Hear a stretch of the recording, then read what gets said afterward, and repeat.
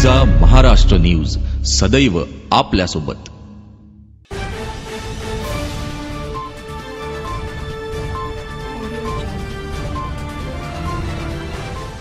CA the institute of chartered accountants of India तर्फे मे व जून महिन्यात घेण्यात आलेल्या चार्टर्ड अकाउंटन्सी अंतिम परीक्षेत संजय नवंधार, कुणाल जेठाणी आणि हर्षा बट्टड यांनी देशातून पहिल्या 3 अनुक्रमाने उत्तीर्ण होण्याचा मान पटकावलाय।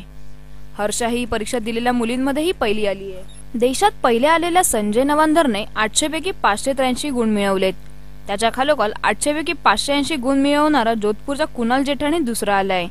तर देशात तिसरी व मुलींमध्ये पहिली आलेली पुण्याची हर्षा बट्टड हिने 800 पैकी 574 गुण मिळवलेत। ही अंतिम परीक्षा ग्रुप 1 आणि ग्रुप 2 साठी घेण्यात आली होती। सीए ची अंतिम परीक्षा उत्तीर्ण होण्यासाठी दोन्ही ग्रुपमधील सर्व विषयात उत्तीर्ण होणे अपेक्षित असते। या दोन्ही ग्रुपचा मिळून निकाल 7.29% लागलाय। या परीक्षेला देशभरातून 42,533 विद्यार्थी बसले होते। त्यापैकी 3,100 विद्यार्थी उत्तीर्ण झालेत।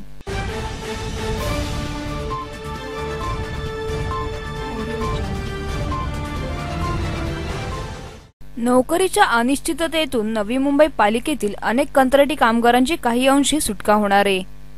9,500 कंत्राटी कामगारांना पालिकेत कायमस्वरूपी करण्याचा निर्णय महासभेत मंजूर करण्यात आला आहे। मात्र केवळ कायम करण्याचं गाजर दाखवण्यापेक्षा कामगारांनाही घरं द्यावीत अशी मागणी राष्ट्रवादी नगरसेवकांनी केली आहे। त्यामुळे राष्ट्रवादीची सत्ता असलेल्या पालिकेला राष्ट्रवादीच्या नगरसेवकांनीच घराचा आहेर दिला आहे। याबाबतचा ठराव मंजूर करण्यात आला असला तरी प्रशासकीय बाबींमुळे या ठरावांच्या अंमलबजावणीला वेळ लागणार असल्याचे संकेत खुद्द प्रशासनानेच दिलेत। मागच्या अनेक दिवसांपासून कंत्राटी कामगारांनी कायमस्वरूपी कामावर घेण्याची मागणी केली होती। मात्र सत्ताधारी काँग्रेस राष्ट्रवादीकडून सतत काही ना काही कारण देत निर्णय लटकवला जात होता। अखेर या संदर्भातील ठराव मंजूर करण्यात आलाय।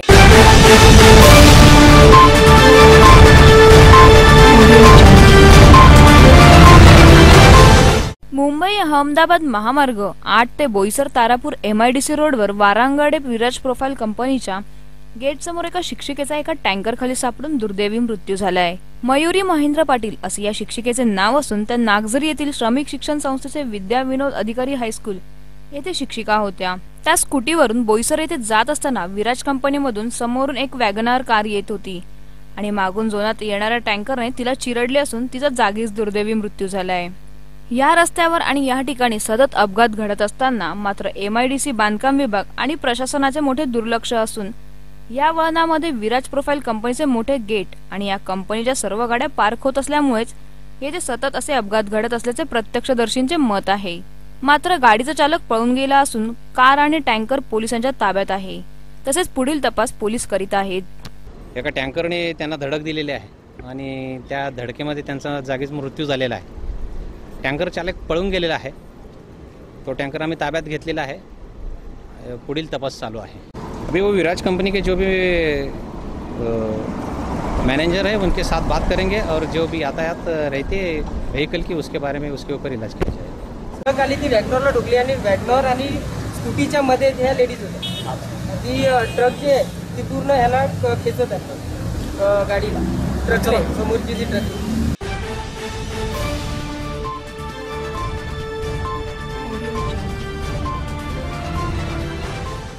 निवडणूक लढविण्यासाठी सगळ्यांमध्येच उत्सुकता असते। अनेक वाटाघाटी करून तिकीट मिळवण्यासाठी धडपड सुरू असते। आता त्यात भर पडली डबेवाल्यांची। शिवसेनेकडून तिकीट मिळण्याची त्यांना अपेक्षा आहे।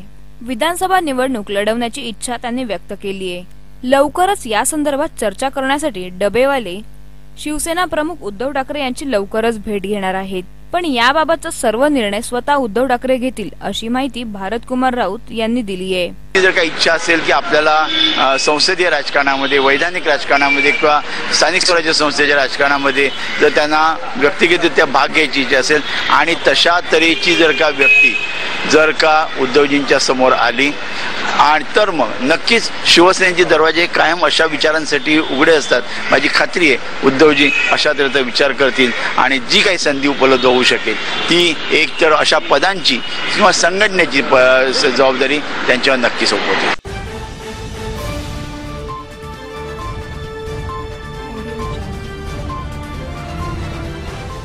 वाढदिवस साजरे करण्याचे अनेकांचे कैक प्रकार असतात. त्यात एनसीपीच्या येवल्यातल्या उपनगराध्यक्षांनी आपल्या वाढदिवसाला सोन्याची आवड म्हणून सोन्याचा शर्ट आणि दागिने परिधान केले. देशात काही ठिकाणी दुष्काळजनक परिस्थिती असताना एनसीपीच्या उपनगराध्यक्षांना आपली हौस मोलाची वाटते. सोन्याचा तब्बल 1,11,92,000 रुपये किमतीचा आणि 4 किलो वजनाचा शर्ट घातलाय. सार्वजनिक बांधकाम मंत्री छगन भुजबळ यांच्यासमोर मात्र त्यांनी हा शर्ट घातला नाही. पैशांची उधळपट्टी करणाऱ्या नेत्यांना नेहमीच पक्ष कारवाईला सामोरे जावे लागते. आता पंकज पारखांवर कारवाई होणार का, याकडे आता सगळ्यांचे लक्ष लागलंय.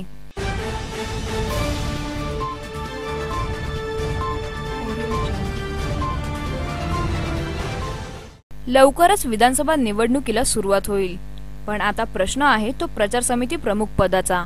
काँग्रेसकडून मुख्यमंत्र्यांच्या अध्यक्षतेखाली प्रचार कार्य सुरू होईल असं मुख्यमंत्र्यांनी सांगितलंय. पण हे काय कमी आहे?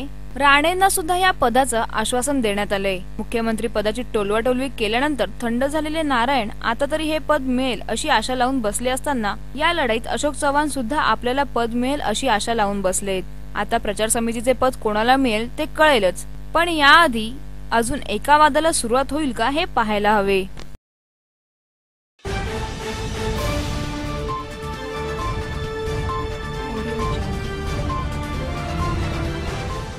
राज्यातील पोलीस उपायुक्तांच्या बदल्यानंतर शुक्रवारी सर्वच अधिकाऱ्यांनी त्यांचा पदभार स्वीकारला. मुंबईतील खातेनिहाय बदल्यानुसार गुन्हे शाखेचे विद्यमान उपायुक्त सत्यनारायण चौधरी यांची परिमंडळ 9च्या उपायुक्तपदी वर्णी लागली आहे.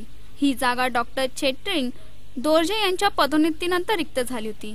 अंबादास पोटे यांच्या निवृत्तीनंतर रिक्त झालेल्या गुन्हे प्रकटीकरण 1चे उपायुक्त म्हणून डॉक्टर M.M. दहिकर यांची नियुक्ती करण्यात आली. जळगाव येथून मुंबईत आलेल्या S. जयकुमार यांना परिमंडळ 3ची सूत्रे देण्यात आली आहेत. सध्या या पदावर असलेल्या विनायक देशमुख यांना वरळी येथील सशस्त्र पोलीस दलाचे उपायुक्त म्हणून पाठवले आहे.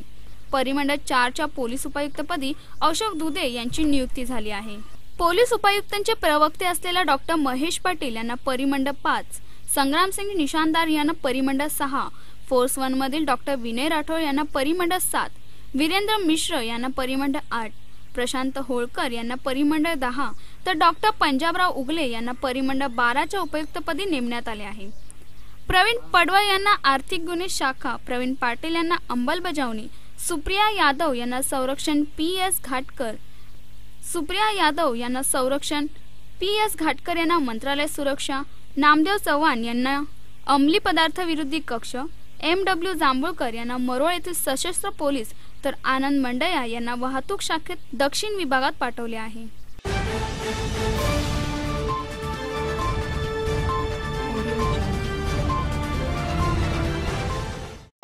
महाराष्ट्र न्यूज सदैव आपल्यासोबत.